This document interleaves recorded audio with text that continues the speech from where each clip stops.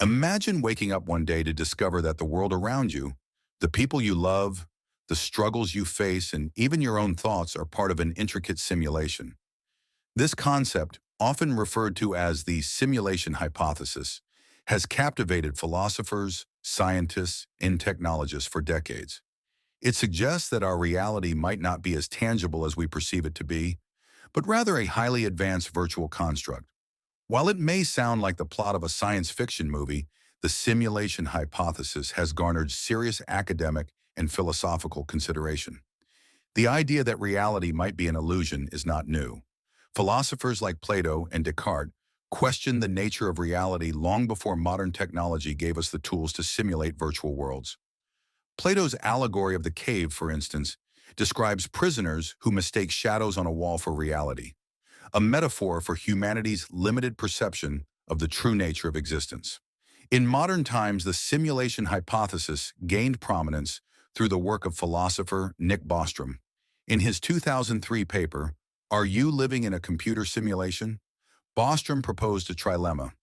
Either, one, advanced civilizations never reach the technological capability to create simulations; two, advanced civilizations lose interest in creating simulations; or three, we are almost certainly living in a simulation. His argument hinges on the idea that if it is possible to simulate conscious beings, and if civilizations create many such simulations, then the odds of us being in the base reality are astronomically low. To entertain the simulation hypothesis, one must consider the rapid advancements in technology. Virtual reality, VR, and augmented reality, AR, have already blurred the lines between the physical and digital worlds. Video games now feature hyper-realistic graphics, and artificial intelligence, AI, can simulate human-like interactions. If we extrapolate this technological growth over centuries or millennia, it's conceivable that future civilizations could create simulations indistinguishable from reality. Quantum mechanics also adds an intriguing layer to the hypothesis.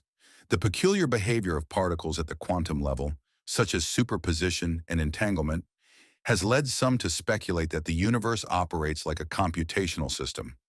The Planck scale, the smallest measurable unit of space and time, could be interpreted as the pixel resolution of our universe. If we accept the possibility that we are living in a simulation, it raises profound philosophical questions. What is the nature of consciousness?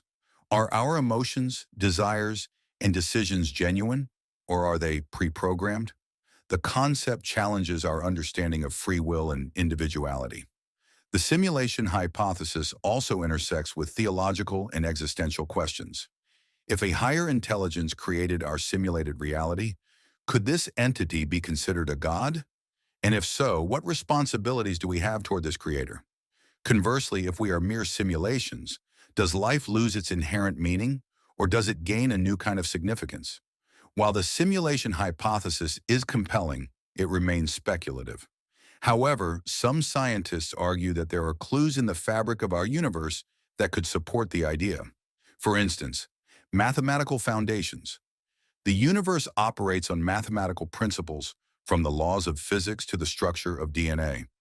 This code-like nature of reality could suggest an underlying computational framework. Fine-tuning. The physical constants of the universe are finely tuned to allow for the existence of life. Some proponents argue that this precision hints at a design system rather than a random occurrence. Digital physics.